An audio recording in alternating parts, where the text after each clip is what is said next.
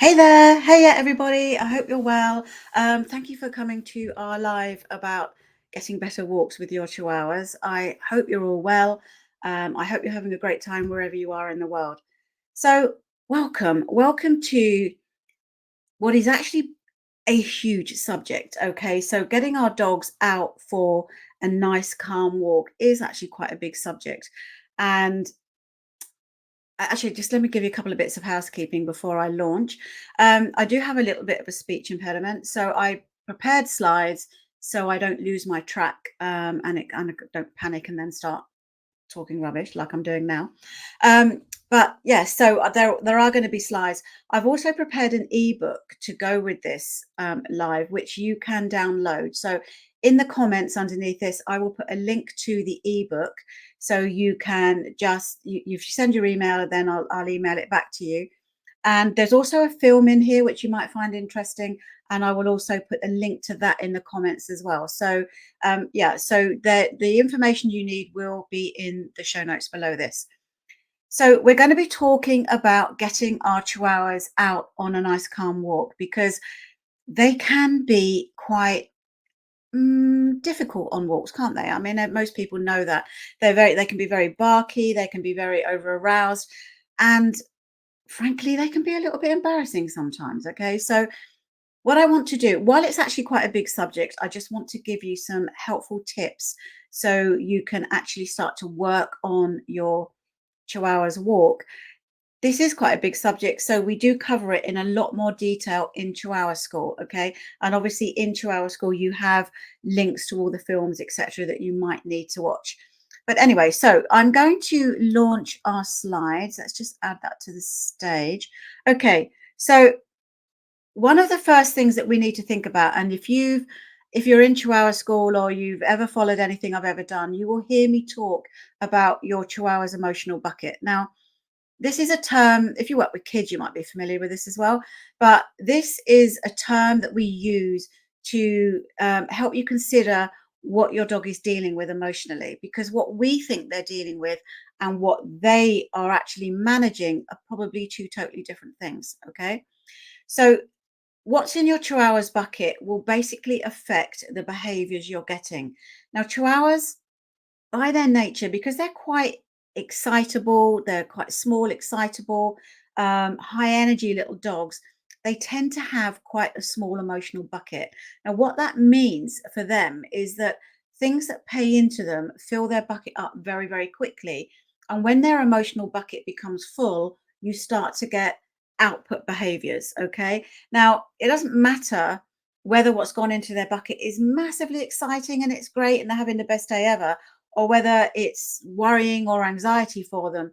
When their bucket is full, the output behaviors will be similar. It will be running around, barking at everything that moves, not being able to settle. You might start getting stress behaviors like licking the carpet or chewing paws or something like that. Okay.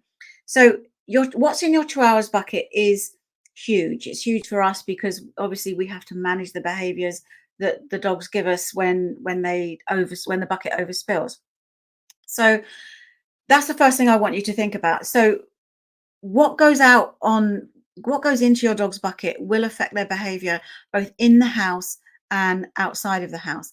Now, we can build a more robust bucket for our dogs. Okay, that's probably a subject for another day, and again, something we cover extensively in Chihuahua School, but it is a big subject, and you can control and you can, I don't want to use the word manipulate, but it kind of is manipulate a little bit. You kind of can help them grow a more robust bucket so it's not so full all the time, so it's not giving us these output behaviors. But anything can pay into them. It could be the window cleaner, it could be a car journey or a car going past.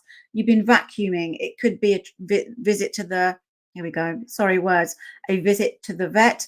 It could be a dog barking in the distance. It all depends on what your dog is comfortable around and what they feel what winds them up, basically. So any of those can go into their bucket. Okay, so I just want you to hold that thought in your head. Now, we obviously need to think about what is. Okay, sorry, I forgot about this slide. So again, just to reiterate, if your Chihuahua's had a high arousal day, So there's been lots of excitement, lots going on. They will take this out on their walk.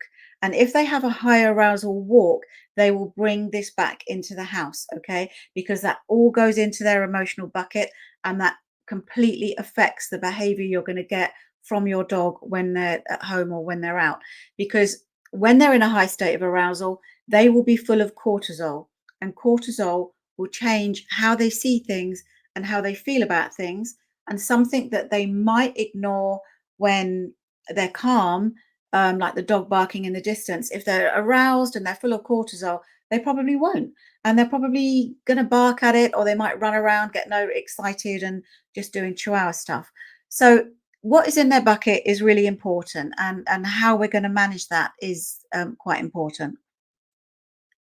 Now, another thing, there's a few kind of basic things I want to go through before we get into this training. One of the things that I want to talk about is labels. Okay, now lots of people put labels on their dogs. Now, the ones I hear a lot is it's little dog syndrome, okay? Or it's the breed. Chihuahuas are naturally feisty. Little dog syndrome, they bark at everything. Another one is always a rescue. And we've all used that, okay? When our dogs have done something really embarrassing.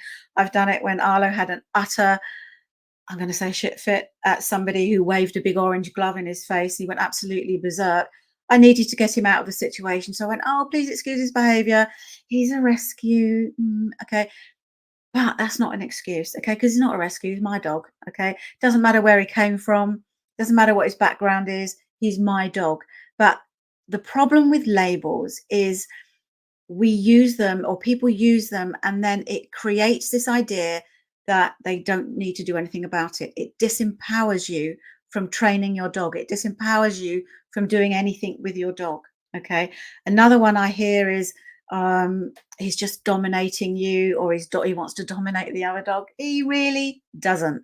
Okay. It's utter nonsense. When your dog is barking and lunging at another dog, they're doing it because they find the presence of that other dog worrying, or they are barking at it because they want to kind of go and play, or they want to get involved with it. Chihuahuas being Chihuahuas, the chances are that they are barking at that other dog because they want that dog to stay away from them. Okay, so let's have a look at your walk. Okay, so what is a walk to your dog? Okay, now a walk is pretty much a circuit, because and this circuit, it begins at home and it ends at home, and it can be a huge circuit. It can be you going for a walk around the park.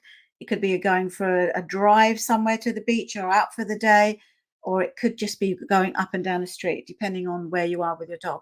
So a walk is a circuit. And then what is paying into your dog's bucket or not are the events that happen on that circuit. Okay. That could be getting in the car. Okay. It could be seeing another dog. It could be a cyclist going past. So all of these things are things on the circuit that are going to affect how your dog feels about it and their behavior. Now, another thing that happens on our circuit is if you're sorry, words again, if you're getting these difficult behaviors, if you're getting a lot of barking and lunging, etc., then you're also building in an element of rehearsal and prediction. Okay, so on your circuit, if they are barking at another dog, if they are worried by a cyclist going past, you're getting rehearsal, which is your dog practicing these unhelpful behaviors daily. And then from that rehearsal, we're growing prediction. Now, prediction is when your dog starts to think about what might happen when they see something, when they create an event. Now, as your dog rehearses these triggers and these events on their circuit, they then start to predict, and that prediction will escalate. So they might see a cyclist and down the road, and they'll bark at that cyclist because they don't, or a jogger. Okay, that's a Chihuahua favorite. Um, they might lunge or bark at a jogger. Then what happens is they start to predict that, and something that they think is going to happen is going to create an overspill behavior. So you can see it starts to grow a little bit like toxic topsy. So you've got prediction of events, and then your dog is rehearsing those events. And every day you take them out on this circuit where they see the dog that barks at them, they see the cyclists, they see the cars, you are getting your dog, you're growing that as a default behavior. They are rehearsing that every day. And then from that rehearsal become sorry, starts their prediction. So one thing we need to do is we need to decide where our dog is emotionally on our current circuit. Okay. And this will tell you where it is that you need to be working with your dog.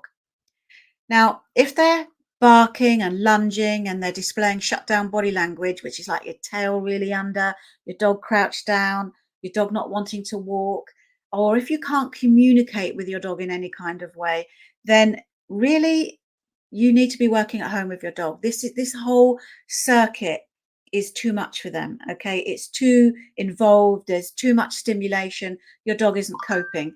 And all you're getting from that is your dog rehearsing that fear, rehearsing that anxiety. So again, so if your dog is really struggling and they're really in a difficult place when you're on your circuit, then you really do need to make that so much smaller. Okay. And it might be that you have to make it so small that it doesn't go beyond your front door or doesn't go beyond your garden for the time being while we work on the behaviors that we need for our dog. Because the more you push them through it, the more they rehearse it and the more they predict events. Okay. And then those events, that prediction tracks up. So it might then be things that they associate with the walk. Okay, it could be the harness, could be the front door, could be you picking up the keys, anything like that. So you can see how then predicting the event starts to track up the whole process. Now, there's a couple of things as well that we must never do when we take our dogs out for a walk. Now, I know their behavior can be really embarrassing, okay, and it can be difficult. And some people who believe that their dog is kind of trying to dominate everything, trying to dominate the other dog, is they will tell the dog off. Okay. So we must never do that. Okay. The reason we don't tell our dog off, and that includes adding in unhelpful stimuli like jerking the lead. And I know there is a very well-known trainer certainly in the UK that was just this nice little check of the lead, and then apparently that solves everything. Okay, really doesn't. Okay. Um, because what happens is when you create an additional unsettling stimulus for the dog, an unpleasant stimulus for the dog, they pair that with the event that they're concerned about. Okay. They don't make this human connection that we think they make. So let's talk. I know very few people would ever put a prong collar on a chihuahua, but let's just use that as an analogy. So you have a prong collar on a dog. Now, if you don't know what a prong collar for your dog is good. Okay, they're horrible devices. They're collars that go around and then they have spikes that stick into your dog's skin. Now, the human idea of this is that if you have a dog and they bark and they lunge at somebody walking up the street, that if you give them a tug on this collar, it creates pain. And that will tell the dog not to do that. Okay, so the dog will go, oh, that hurts. Okay, I won't do that anymore. Okay, but that isn't what really happens. Okay, what really happens is they see somebody coming and you give them a jerk on the lead and it hurts them. They will associate that pain with the person that they can see, with the other dog they can see. Okay, so if you tell your dog off and you add more excitement and more worry into the event, you're just making it worse. Okay, so that's the first thing. So never tell your dog off, never introduce any kind of additional excitement or pain or worry into the situation because they do not make the pairing that people think they make. Okay, the idea that your dog will understand that pain is coming because I'm performing this behavior is that's a human thing. Okay, your dog is not thinking like that.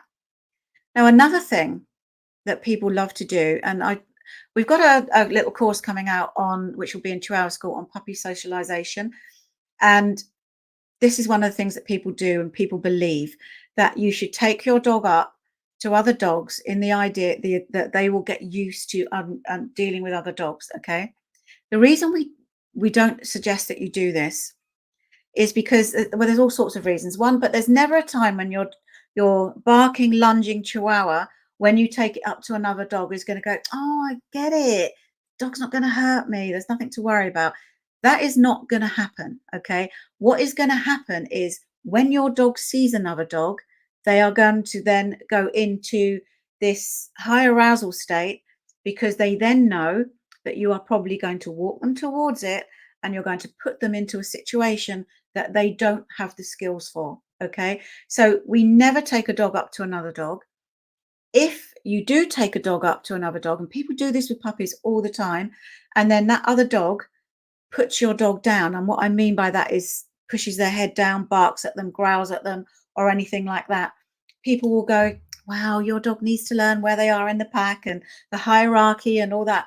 Utter nonsense. The only thing your dog is learning from that kind of interaction is that other dogs are scary and other dogs are unpredictable.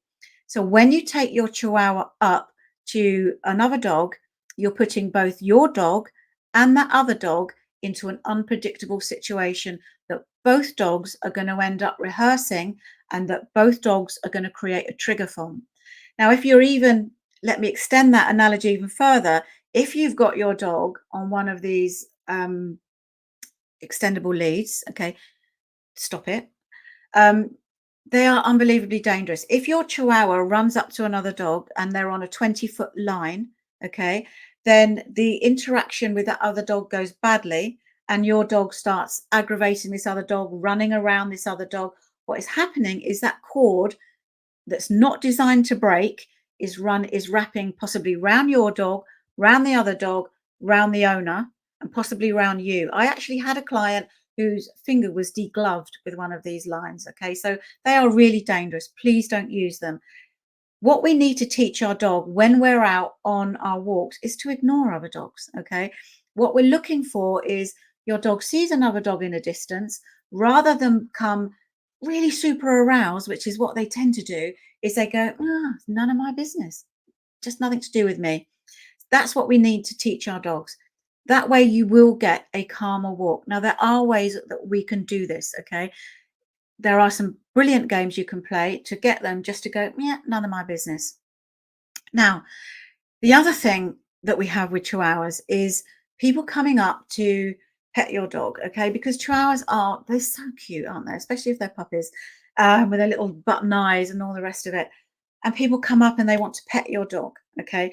Now, some dogs are okay with this, okay? Minnie would be all right with that. She wouldn't mind, especially if they had food on her.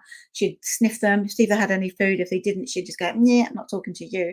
But Arlo would find that really worrying. He wouldn't bite anybody, but he would find that really worrying. There's that person coming into his space. They're bending down, they're petting your dog on the head. Now, no dogs like being petted on the head, doesn't matter how big they are or small they are, okay?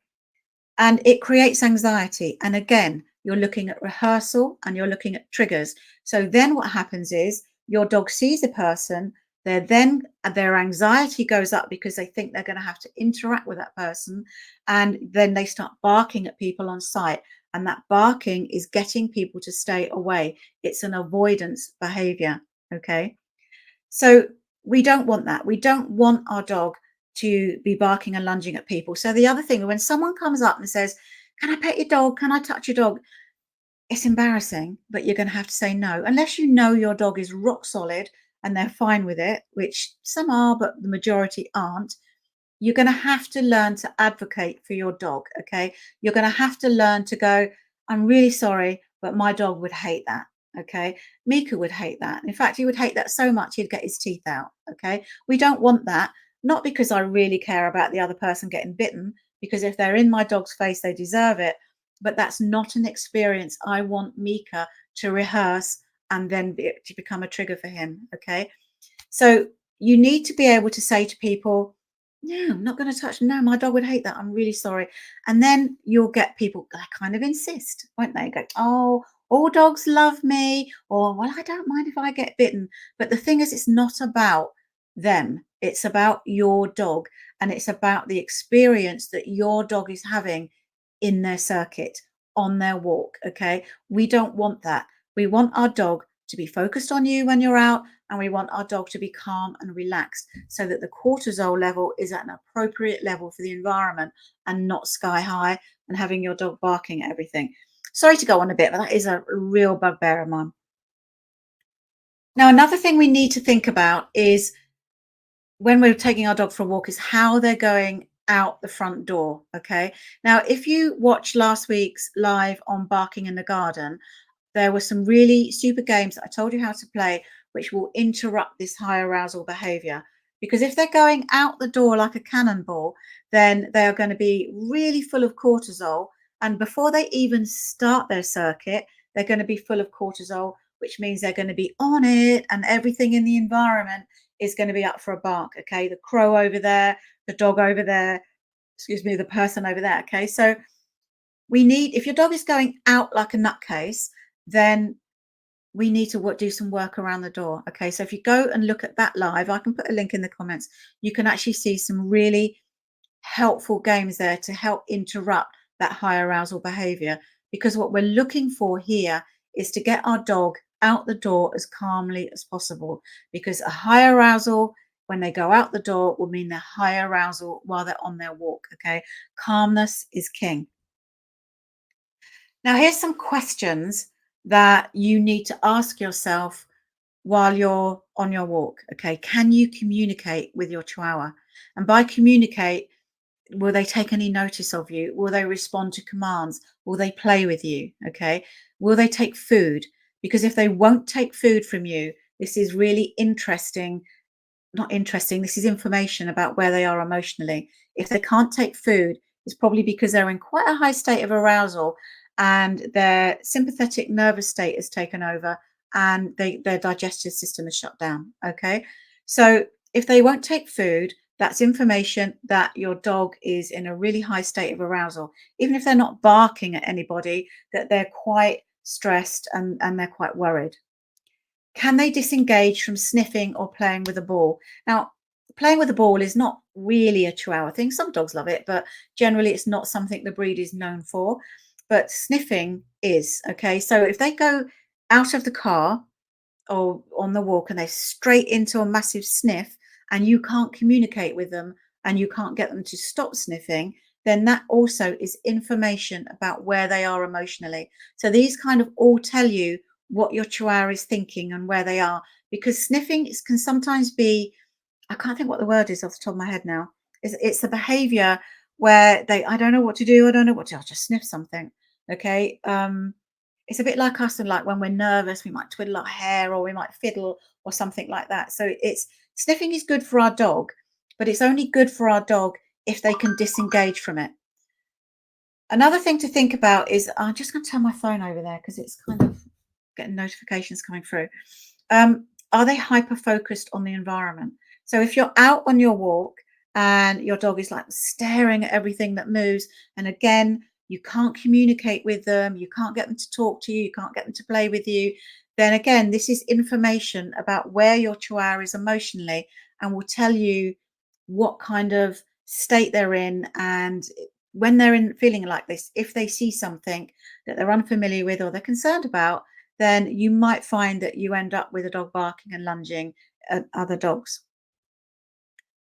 So here are some ways. Now, this again, this is just the tip of the iceberg, okay? Because there are so many things you can do to help rebuild your walk. And really, it starts at home, okay? Any of the games I'm going to show you to play here, you should start with at home with your dog, okay? Because we're working for the situation and not in it. And what I mean by that is we help our dogs build the skills they need so that they can cope with their walk. We build them at home and then we teach them how to do it, and then we take them out in tiny little steps, in layers. We don't play a game with them when they're performing the behavior that is unhelpful. Okay, that's not the place to teach them. We want the games that we're going to play with them to be default. We want them to understand what they need to do and how to play the game before they go out on a walk. So start in your garden. Okay, now if your dog is actually having a nightmare when they're out, then really you kind of need to stop the walks for a little while and play these games with them in the garden, and then introduce the walk in tiny little steps. Now, a way to do that is a micro walk. Now, micro walks are basically your circuit, but it's much, much smaller. Okay. So rather than leaving out your front door, going to the park, walking them around the park, because we all tend to get stuck in these cycles and we always work the same way, your circuit will be much, much smaller. Now, that could just be for some dogs who are finding the environment really, really challenging to deal with. It might just be you take them out the front door, round the back gate, and go into your garden and you play some games with them there. Okay. If you can get them to listen to you outside the front door, then you might be in a position where you can move them on slightly. You might move them down to the front gate, play a little game with them, and then bring them in the front, in the front, or go around the back or whatever. And then as their skills develop, you will increase the reach of this circuit. Okay, does that make sense? So what we're not doing is just teaching them a couple of games and then going back to the behavior that we were doing before, your behavior, taking them out on a massive, great big walk, because they're not going to be able to cope with that. We are building our walks up in tiny, tiny steps. And this is so important for a puppy. Okay. So many people go through these socialization ideas where they think their dog has got to go out and meet so many different things by the time they're 16 weeks, that they put their dog in such a difficult situation that they don't have the skills for, that they instantly create this bark, bark, bark, this over arousal behavior when they're out. Where if they took it slowly and if they took it step by step and helped your Chihuahua build the skills they need, you'd get a much calmer walk. You'd have a much, much calmer dog. Okay. So the first thing is, if your dog is struggling, create a micro walk. Okay. And a micro walk can be as small as it needs to be. We are bringing in our Chihuahua's world and then bringing it all down, building the skills they need. And then we will start to open it up slightly. Okay. Now, another really good game to play, and I use this a lot, I use this for Chihuahuas and I use it when I'm with another client as well, is bowl walks. You can play with bowl walks in around your front door. You can take them out with you. Okay. I've done that with clients before. We've taken um, a whole series of bowls out with us. Now, the reason these are really good, first of all, your dog needs to be able to take food. If they can't take food, then that tells you you need to go back a step and you need to work at home. So you might be doing this in your garden. You might be doing this out the front door. But the benefit of a bowl walk, it gives your dog a visual target and it gives them a reward for making a small step forward. Okay. Now, the reason this is better than luring them right at the end is because by the time they get to the end of a movement, they've probably forgotten what it was that they were doing. But this way of doing it, and you can have the balls as close together as they need to be, and then as their skills build, you kind of spread them out a bit. Okay, so you put one piece of food in each bowl. You spread them out, and you're going to walk your dog to each bowl, and then you need to be able to fill them up behind you as you go. So then you're going to walk your dog back. Okay. Now, what that's doing is helping your dog move into the environment and getting a reward for every small step. And it's also giving them a target to move towards. So you might, for instance, if your dog is in a really high state of arousal and they're not coping with their walks, you might come out the front door, have a bowl. And I've done this with Prince. You have a bowl and you have maybe 2 or 3 other bowls stationed down your drive or down your path or whatever. And you walk the dog to each bowl and then walk them, and make sure you fill them up as they go back. You walk them back to the house that way. And that creates, again, lots of interest, positive, um, reward-based positive experience for your dog while they're out in the environment. Okay, hope that makes sense. Okay, bowl walking, really, really useful. You can take this out with you when you go on a bigger walk. And if your dog is struggling, you can get the bowl. If you've been playing this at home, you can get the bowls out and then you can just play it in the car park at the park or where you're going. Okay, really nice game for bringing down their arousal level. Now, it's really important that we keep walks short and successful. Okay, it's really tempting to think that the longer the walk is, the more your Chihuahua will be tired out and the calmer they'll be. But the fact is, it's the exact opposite. The more tired your dog is, the less able to think they are, and the worse decisions they make. So again, if we think about what's going on in your dog's brain, when a dog gets tired, the prefrontal cortex of their brain starts to get tired, and it goes, yeah, I can't be doing with this anymore, and they start to shut down. And the amygdala, or the drama almond, which is our flight or flight, will go, yeah, don't worry, I'll deal with this. Okay. And then when your dog's amygdala, and it's exactly the same for people. Okay. You're when you're tired, we do not make good decisions. Okay. Nor does your dog. So if you take your dog out on a massively long walk that's full of all this high arousal and lots of stuff going on, the prefrontal cortex will go, oh, do you know what? I'm really tired. So I'm just going to shut this down. I'm going to shut down, and the amygdala will take over, and then the drama happens. Okay. So I'm going to bark at this. I'm going to bark at that, because it's your dog is now in flight or flight. Then what happens is they take that home with them. Okay. So they take that drama home with them, and that's all sloshing around in your dog's bucket. So you're much, much better to build success, to rehearse success. So what we're looking for is, we do not want rehearsal of behaviors we don't want. We want to rehearse behaviors that we do want, short and successful. Now, it's interesting that generally keep a walk to under 20 minutes, because what happens is, after about 20 minutes, the cortisol in your dog's system will overtake the testosterone. The testosterone is what gives your dogs confidence. Okay. It gives them the ability to think and make better decisions. A lot of people think it kind of creates aggression. That's not really what's happening. But the cortisol, after about 20 minutes, the cortisol kind of goes up, and you'll find that your dog's behavior and their ability to think will go down. That's not the same for every dog, okay? But in general, that's what's happening. Short and successful, rehearse success. Now, another good way when you get out, say you've driven to the park in the car, and your dog's had a bit of crazy time barking in the car. I'll talk about how to deal with that in a minute. But one of the things that we can do to bring the arousal down before you walk around the park or before you go into the park are figure of eights. But play this at home, okay? Play at home in the garden, play it at home on your front lawn, and then build up the value of the environment. Because again, if your dog just suddenly flips into a high state of arousal, probably not going to be able to do this. And that's not a fail, that's just information about where your dog is emotionally. And if they can't do it, all that tells you is you just need to go back a step, and you need to work back a little bit. So figure of eights are really useful. And if you can't do eights, just do shape walking, like zigzags or squares or whatever.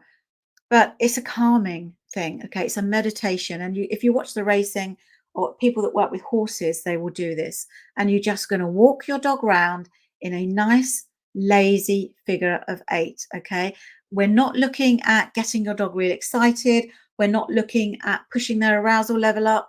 We want the least amount of food involved as possible, because we just want your dog to trot round in a nice figure of eight.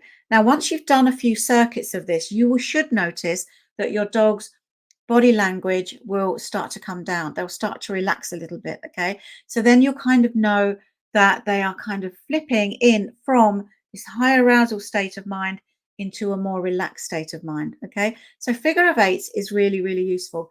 Now, I know the illustration shows somebody walking their dog on a lead. Now, most people know that you don't walk a Chihuahua on a lead and harness, a lead, collar and lead. We walk them on a harness. Now, what is really useful for this game is a harness that has a D-ring at the front and a D-ring at the back. So you've kind of got your dog on a harness loop. And then you can, you can lead them around the figure of eight much, much more easily. Okay. But it's important that it's a meditation and not a massively high arousal. Oh, come on then, with your voice getting the dog all excited. Okay. It's nice, calm. You're calm, the dog's calm, and you need to do a few circuits so that you can see their arousal level come down. So that's a super one. Okay. But practice it at home first. Now, another really nice game is Two Paws Up. Now, this is actually one of Minnie's favorite games. So when we're out and about, if I kind of think I'm kind of losing her a little bit, or I need to bring her focus back, she has learned to put on the cue 2 paws. She has learned to stand on something and look at me. And then I can, if she can perform this, I know that she's in her thinking brain and not in her drama almond brain. Okay. So, and it's also a nice little game where you can slow feed to the mouth. So you're bringing the arousal level down. We're not feed really fast and getting the dog all excited. So 2 paws up is a really nice one. And quite often, if we're at the park, I will take Minnie out the car, or any of them out the car, and we use I don't think what you call them, like the humps in the car park that separate the spaces. And I 2 paws, and they all put their little paws on the path, and then we'll just play with a little bit of aeroplane feeding to the mouth. And that way, then I know that I've got my dog's attention, and I know that they're in their thinking brain and they're not all silly and overexcited. Okay, so another really nice game to play here is scatter feeding. Now, I do this a lot as well. When the dogs are in the car, it's very easy for you to let your dog rush you. Okay, we all kind of feel rushed. So you've got you're getting yourself all ready and all that kind of stuff, and the dog wants to get out the car, and you kind of get rushed. And this is when you forget your keys. This is when you forget your poo bags, all that kind of stuff. And then the dog comes out the car like a cannonball, and they're all focused on the environment, and it's pretty much all going to go downhill from there. So we scatter feed around the car. Okay. Now, again, if your dog can't take any food in this situation, that's information that you need to go back a step, and you need to maybe introduce a micro walk where you make their walk a little bit smaller. So we're going to scatter feed around the car. You could also play a search game where you hide bits of tripe sticks around the car, so they have to go and sniff, because sniffing is a really good thing for your dog to do, because it puts them into a seeking headspace. Okay, a seeking headspace is a positive headspace. It's all about having fun. It's all about survival, um, eating, and doing all the kind, and hunting, and the kind of things that dogs like. It's different from the sniffing that they do when they're in a high emotional state. So you could do that. You put the food on the floor, and you just let your dog hunt for it. Gives you a chance to lock the car. It gives you a chance to make sure you put your keys and make you've got your poo bags, and you've got everybody in order before you go out on your walk, and then get in a stress because you've forgotten something. Okay, so scatter feeding is a really good one. Now, you can layer these games. So you might, for instance, pull up in the car park, scatter feed on the floor, do it, and this needs to be their dinner, not treats, okay? Because otherwise you'll just end up with a really fat dog. So you're going to put some of their daily food allowance on the floor. Then you do a little scatter feed, and you might do a little figure of eight, maybe play some 2 paws with them, and then you're going to take them on their little walk. Now, there are some really awesome little games, which I'm going to show you in a minute, that you can then play with your dog while they're on the walk, so that it's all about you and not about the environment. Now, what this looks like is flipping value from the environment to you, because dogs will do or go or engage with where the value is. And we want the value to be with you, not the dog over there, not the squirrel, unless it's okay to chase a squirrel, which we kind of all let our dogs do it, don't we? But maybe we shouldn't. But anyway, um, sorry, words again. So we flip the value so that the value is with you and not with the environment. Okay, because dogs will go where the value is. Now I'm just going to put another little film into the stage. The games we're playing today. So these are some orientation games that that teaches your dogs, one, to stay with you, and two, to stay focused with you. Now, I'm not going to sit and go through this, because I think this video itself is probably about 20 minutes long, but there will be a link to this in the show notes below here. So you can actually go through and have a look at this video, and you can teach these dogs these games. So again, when you get on your walk, you are playing these games with your dog. You're not just letting them run off or be on the end of a long line focusing and with the environment. They're focusing on you, they're playing with you, and this is going to get you a dog that's less worried about what's going on over there, and more interested in what you're doing. I'll just play a little bit of it for you. Okay, is it going to go? There we Are proximity games. These little games are designed, Minnie, up it, are designed to build a proximity bubble around you when you're out and to get your Chihuahua to focus on you rather than the environment. What happens is when they're constantly focused on the environment, that they will be scanning and looking for things to bark at. So the first little game we're going to play is a basic orientation. Minnie has decided that she's doing something quite strange. Now, Minnie is quite reliable off lead. If your Chihuahua isn't, first build these games in your back garden, but when you're out, maybe put your Chihuahua on a long line.